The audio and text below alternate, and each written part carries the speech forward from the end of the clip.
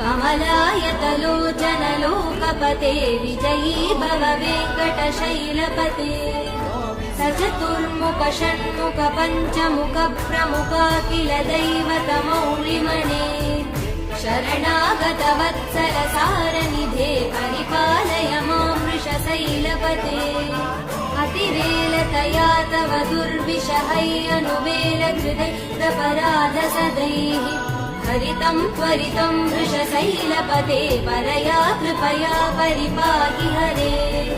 अधिवेङ्कटशैलमुदारमते जनताभिमतादिकदानरतात् परदेवतया गदितान्निगमै कमलादयितान परं कलये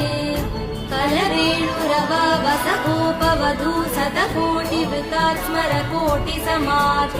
प्रतिवल्लविकाभिमदात् सुपदात् वसुदेव